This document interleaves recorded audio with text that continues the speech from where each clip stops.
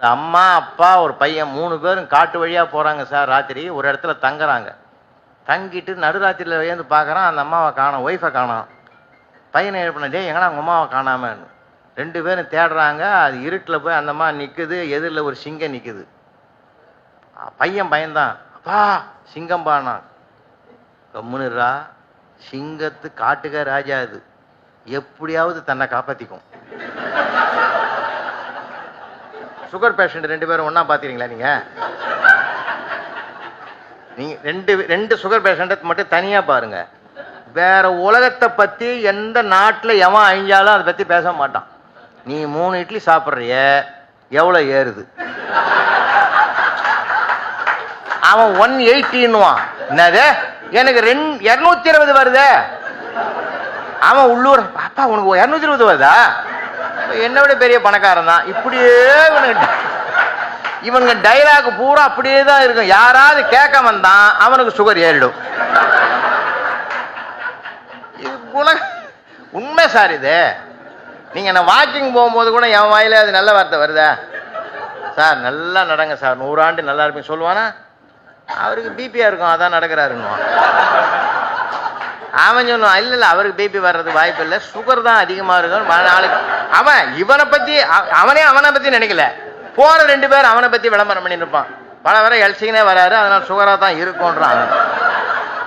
ஏண்டா எனக்கு எதுவுமே இல்லடா, ஏண்டா என்ன பத்தி பேசுறேன்னா? அவன் சொல்லுவான், எங்களுக்கே இருக்கும்போது உனக்கு இல்லாம எப்படா இருக்கணும். என்ன சொல்ற, இந்த உலகத்துல நாம என்ன சார் பண்ண முடியும்? இந்த மாதிரி மோசமான உலகம் இது இல்ல. வாழ்ந்தாலும் பேசும், தாழ்ந்தாலும் பேசும் வையகம் இதுதானடா. போற்றுவார் போற்றட்டும், புழுதிவாரி தூற்றுவார் தூற்றட்டும், போகட்டும் கண்டனைக்க. நாம் கவியரசு கண்ணதாசன் என்ன அருமையான கவிஞர், எனக்கு பிடிச்ச கவிஞர் அவர். அவர் மாதிரி ஒரு அனுபவத்தை மதிக்கிறவர் அவர். அவர்தான் கேட்டாங்க, அவர் தான் கேட்கிற ஒரு அழகான பாட்டு சொன்னார். பிறப்பெனப்படுவது யாதனை கேட்டேன், பிறந்து பார் என்று இறைவன் சொன்னான்.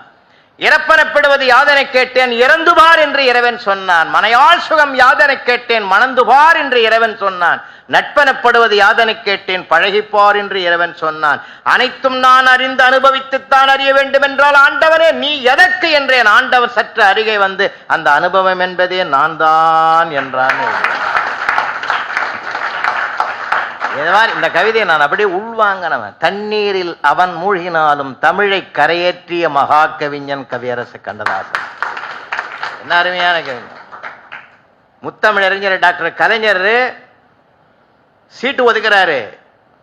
பாண்டிச்சேரிக்கு ஒரே சீட்டு தான் எம்பி சீட்டு. கண்ணதாசன் பக்கத்துல நிக்கிறார். நான் நிக்கிட்டமான்னாரு. நிமிந்து பார்த்து சிரிக்கிறாரு கலைஞர். ஏன் சிரிக்கிறீங்க? நீ நிப்பியா? என்ன அந்த ஒரு ஸ்பான்டேனியஸ் அப்படியே வருது பார்த்தீங்களா? உங்களுக்கு நமக்கும் வரும் சார், எல்லாருக்கும் அந்த நகைச்சுவை வரும் சார், எல்லாருக்கும் வரும் சார். நம்ம மனசு சிரிக்கிறதுக்கு தயாரா இருக்கும். உண்மையிலேயே உங்களை நான் பாராட்டுறேன். மதுரைக்கு பக்கத்தில் ஒரு கூட்டத்தில் ஹியூமர் மாதிரி ஆரம்பிக்கணும்னு சொல்லி தான் கூப்பிட்டாங்க. ஒரு ஹியூமரை சொல்றேன். முதல்ல ஒரு அம்மா, அப்புறம்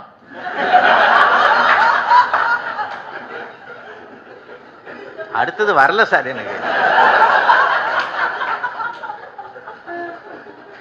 ஒரு கூட்டத்தில் 1/2 மணி நேரமா பேசுறான் சார், நான் ஸ்டாப் ஹியூமரு. ஒருத்தர் 2 பையன் பேசுறான், இன்னும் சிரிக்க சிரிக்க பேசுவாருன்னு, எப்ப பேசுவாருன்னு கேட்கறான். அவன் எதில் தான் கவனம் வைக்கிறான்? இன்னும் சில பேர் கூட்டத்தில் கேட்டுன்னு இருப்பாங்க. ஒருத்தர் சிரிக்கும் போது என்ன சொன்னாரு என்ன சொன்னாருன்னு அவன் என்னமோ சிரிக்கிறானுங்க. சிரிடாச்சே. ராப்பிச்சக்காரன்னு ஒருத்தர் வருவான் சார் நம்ம ஊர்ல. இப்ப எல்லாம் நிறுத்திட்டான் சார்.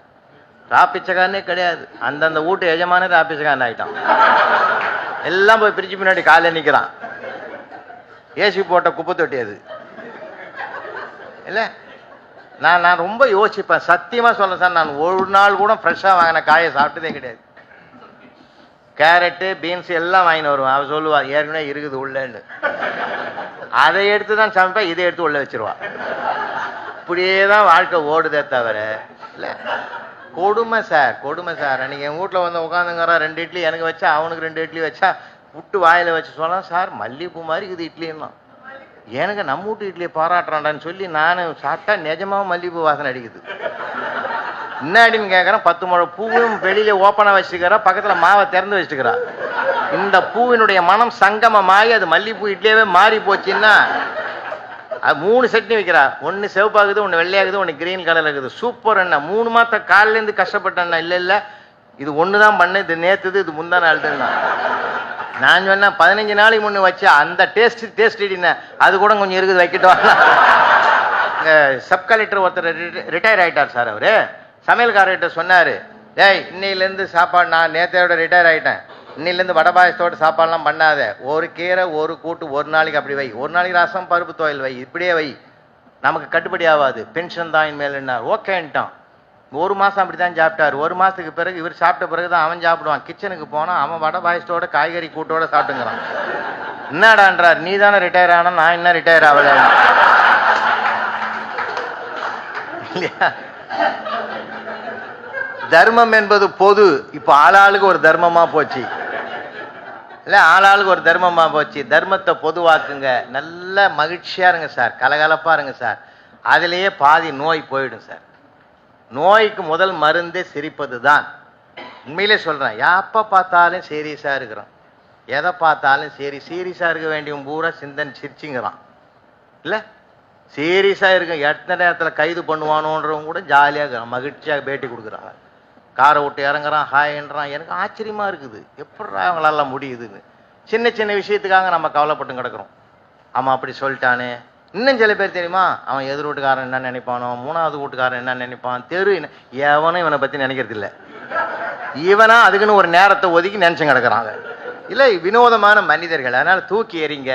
இயல்பு கவலை என்பது வரும் போகும். பிரச்சனை இல்லாத மனிதன் பிரபஞ்சத்தில் கிடையாது. பிரச்சனைன்னு ஒண்ணு வந்தாதான் கோயிலே அர்ச்சனை நடக்குதுன்னா அதுக்குன்னா கடவுள்னு ஒருத்தரை நம்ம உருவாக்கி வச்சுக்கிறோம்.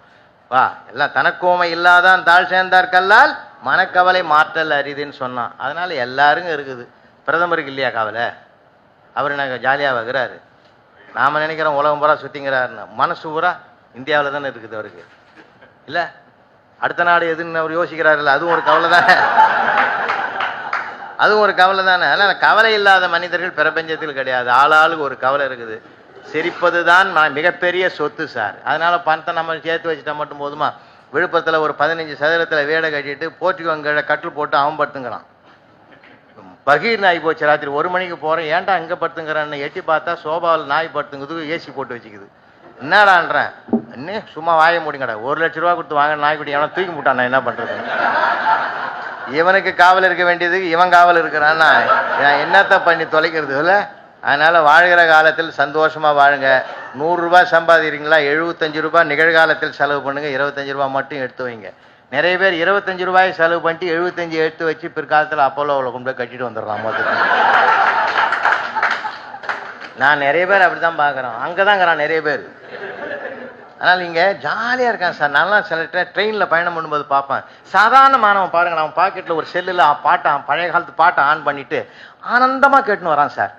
உண்மையிலே சொல்றேன், அவன் கையில அடுத்த வேளைக்கு சாப்பாடு இருக்குதா இல்லையோ, ஆனா ஆனந்தத்துக்கு பஞ்சமே கிடையாது சார். பணத்துக்கு அதுக்கும் சம்பந்தமே கிடையாது. தூக்கி வைங்க அந்த குப்பையை, அது கிடக்குது. அது எப்ப நம்ம திடீர்னு செல்லாதுன்ட்டார், அம்மா கஷ்டப்பட்டோம் இல்ல. இல்லாதவன் கஷ்டப்பட்ட விட இருக்கிறவன் ரொம்ப கஷ்டப்பட்டான். நிஜமா சார். சார் நீங்க நடந்து எங்க வீட்டிலே நடந்து சார். முதல் நாள் கெஞ்சறேன் சார், அவளை ஒரு 1000 ரூபாய் குடுறி, ஒரே ஒரு 1000 ரூபாய் குடுறேன்னு. அவகிட்ட பணம் பயங்கரமா இருக்கும். இல்லை குடுறேன்னு, சல்லி காசு கிடையாதுன்னா அனௌன்ஸ் பண்ணாம பாரு. ராத்திரி மறுநாள் 3.5 லட்சம் ரூபாய் கொண்டா கொடுக்குறா சார் என்கிட்ட. சார் நடந்தது இது. இது எப்படியாவது மாத்து. நீ ஒரு மனுஷன்றது நிரூபிக்கிற நேரம் இதான். ஊர் உலகம்லாம் தெரியுன்றிய, ஊர் உலகம் தெரியும். இப்ப காட்டாத ஒத்த பைசா இல்லைண்ணா சார். முதல் நாள் எவ்வளவு கரன்சி உள்ளதுன்னு எனக்கே தெரியும் சார். அது கருப்பாவே இல்லையா ஒண்ணும் தெரியாது. அதனால வாழ்க்கையில் எல்லாத்தையும் சகஜமா எடுத்துங்க. சக தோழர்களோடு பழகுங்க, சந்தோஷமா பாருங்க. கவலையை தோன்றணும் பிரச்சனையே பேசுறவங்கிட்ட போனே கூட பண்ணாதீங்க. நல்ல விஷயங்களை தான் பேசுவேன். கெட்டதே தான் சுத்தி நடக்குது, அது எல்லாருக்குமே தான் தெரியுமா, அதையும் திருப்பி வச்சுக்கோணும். தேவையே இல்லைங்க. நல்லதையே பார்ப்போம், நல்லதையே நடக்கும், நல்லதே எண்ணுவோம், நல்லதையே சொல்லுவோம்.